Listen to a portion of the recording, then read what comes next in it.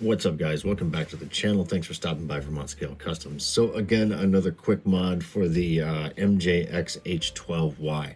Now, if you're a fan of this thing as much as I am, one of the things that you probably like the least about it are these silly looking T handles and how big those actually are. So I've been sitting here looking at this thing, wondering what they would look like if I just trimmed off the top of those, and lo and behold, they don't look too bad.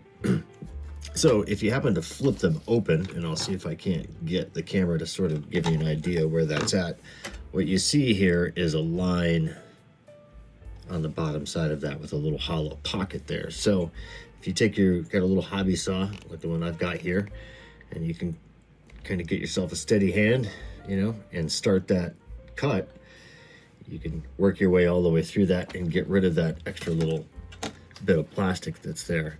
Once that's done, you can grab your hobby knife and a file, and you can trim those down so they look like a little bit more of a T, like this one here. So let me kind of bring this around so you can see. Now, it's not perfect. You can see some of my cut and work marks on there. However, when it's closed, it kind of hides it a little better. It doesn't stick up over the roof line, or the hood line, excuse me, as much as what that does, and it looks a little bit more appropriate. So I don't know if you're into that mod. You can give it a shot, give it a try, let me know what you think, but it's one that I am going to do on this side, and I'll get back to you here in a second to show you what that looks like as a finished product.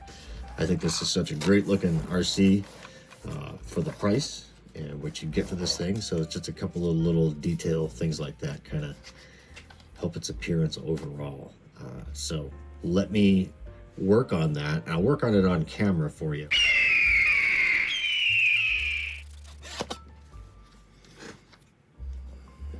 Okay, and there you have it. That little piece is gone. Just throw that right in the trash. Now, if your cut was pretty clean, if you cut right on that edge, you won't have a whole lot of cleanup to do, okay?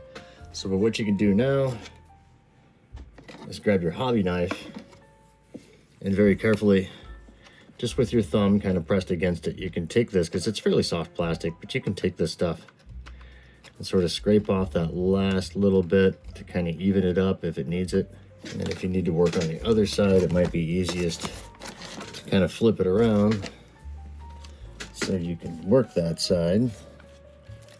And if you need to cut away from you, just figure out what way works the best so you don't obviously hurt yourself with the hobby knife, and you've got good approach everywhere. It does help to close it, and that way you can just kind of trim along the top edge of it if you feel like you need to. So, but anyway, probably had my hands in the way the whole time right there. Starting to look a little bit more like the finished product. You can run a file on that next if you'd like. So obviously the goal is to stay off the fenders, but they're gonna get scraped up crawling anyway, so what's one more scratch, right? Okay, so not 100% perfect. There's still a little bit that could probably be filed down. So on the other one, once I closed it, I very gently, see if I can do it on this side, but without blocking the view here, but I very gently just kind of softened that edge on the top of the T handle there. Clean that off a little bit. Any excess plastic or anything like that you feel like you want to detail, clean up off of there, that's you. You might need to open things back up in order to get the stuff if you can't. Looks like that piece fell off finally. Looks like a little bit of something on this side maybe. There we go.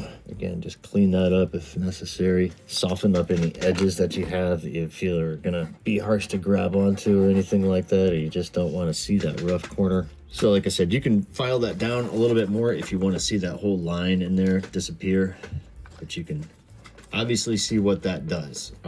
It kind of lowers the profile of that a little bit, and you can barely even tell once it's done. So hopefully you guys that have this crawler out there like that one, and if you do, hit the like and subscribe to the channel. Please leave a comment if you enjoyed this little freebie mod. If you have the tools, get it done. See what you think. So anyway, that's the mod. I think if you look, I'll include a link to the description of how to take care of the foams in this. If you're running BFGs on this, which are like literally the perfect size for this scale, everything about it, just absolutely.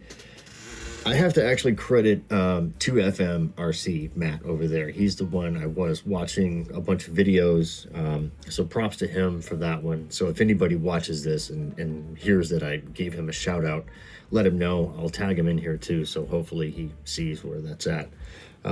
Anyway, he is running a set of those, and I had to kind of zoom in a couple times to see what it was, but I figured if I was going to run anything on this, it was definitely this look for sure, because it steals the show. I definitely think this is such a sharp looking rig for the amount of money that you can get these for and everything else involved.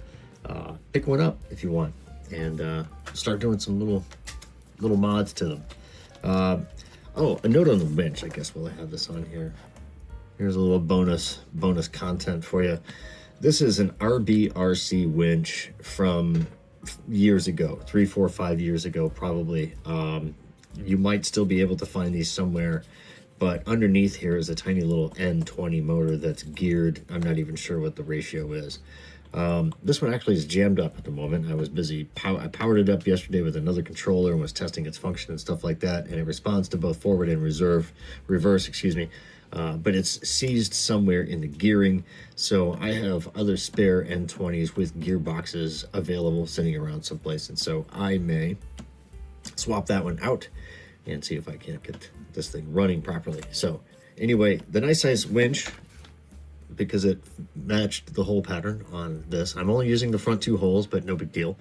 You probably wouldn't have ever have known, as I just told you. So needless to say, oh, if you're wondering about where I got the deer sticker, the Killer Body Endura something for the Jeep Wrangler 4-door, CC Hand, that's who makes those. These are made by CC Hand.